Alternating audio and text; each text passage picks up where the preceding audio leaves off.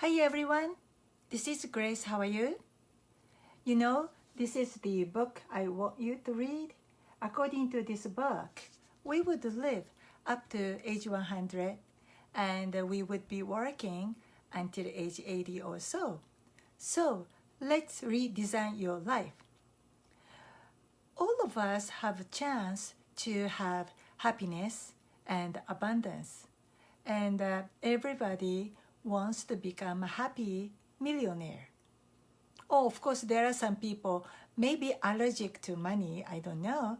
But since we live up to age 100, we have so many opportunities to redo your life, undo your life, redesign your life.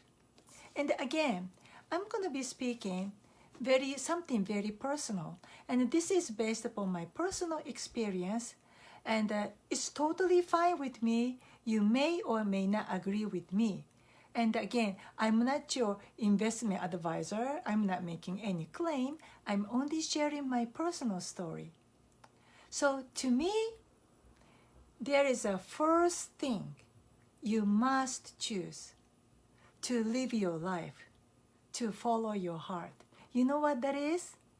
To me, the number one thing, the first thing I have to choose, make up my mind is where I want to stay, where I want to live. I am from Japan. I was born and raised in Japan. But funny, even I'm a little kid. When I was a kindergartner, my mother told me at the kindergartner, I was already telling my mom, Mom, I'm not going to be in Japan when I grow up. I'm going to come to the United States. My mom told me about it. I didn't remember because my parents told me that I was born with a congenital, handicap, but I spent my first year of my life in a pediatric hospital, inpatient. So I don't have any more handicap. So as I grew up, my parents always told me, when you grow up, make sure you give back to society. So my interest has been always with the handicapped people or disabled people or social welfare. And I learned the United States is the best country in terms of medicine. Not only, the medicine to treat the patients, but also rehab medicine. So I came here, but again, my mom told me when I was a kindergartner, I already determined to come to the United States because this is why the environment is so important. Why I wanted to come here, because this is the number one country in terms of medicine.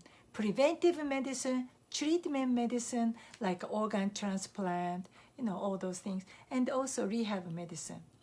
But also, I find out, again, there's no perfect government, okay? There's no perfect government, but still, when you think about plus and minus, I still believe the United States is the best country in terms of the democracy, in terms of the freedom of speech, and in terms of, this is important, the equal opportunity.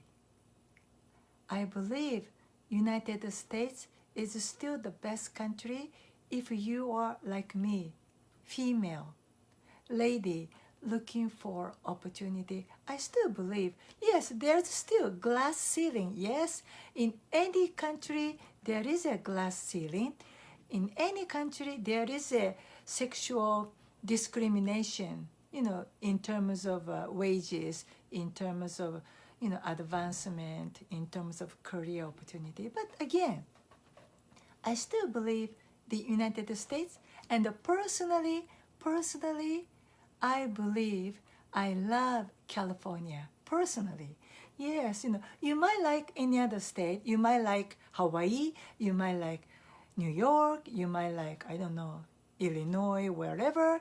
But personally, to me, I love California.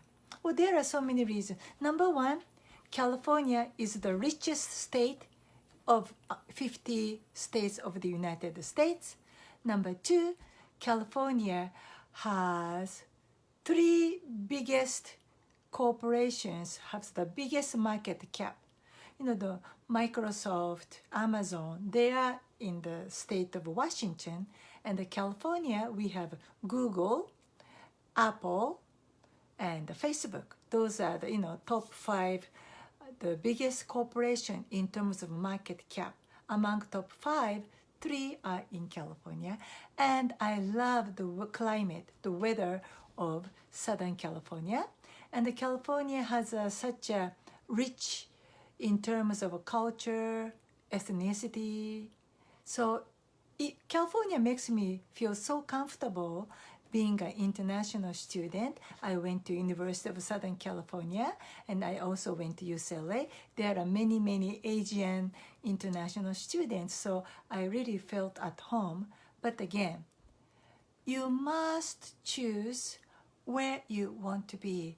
That's your life's happiness. Number 1, where you want to be. Then number 2, what you want to do. And number 3, whom you're going to marry. I think location and what you want to do, your career, and your spouse. Those are the 3 biggest factors. I call it impact factors to determine your lifelong happiness. That's all for today. I personally chose to be in Southern California. How about you? And if you don't like where you live, do you have a courage to follow your heart? Thank you so much, Setsuko-san. Thank you for the heart. After all, you must have a courage to follow your heart. You must love what you do. You must love where you live. And come on, today, if you have a passport, if you have a Japanese passport, or if you have a US passport, or if you have EU passport, basically, you can go anywhere you want to do. You want to go, and you can live. If you can choose to live wherever the country, if you choose to. So really, you have so much freedom to follow your heart. So really, listen to your heart. What you want to do, where you want to be, and really your spouse is another big factor to make you happy or make you unhappy. So really, let's have a courage to follow your heart, okay? That's all for today. I'll see you tomorrow. Bye-bye.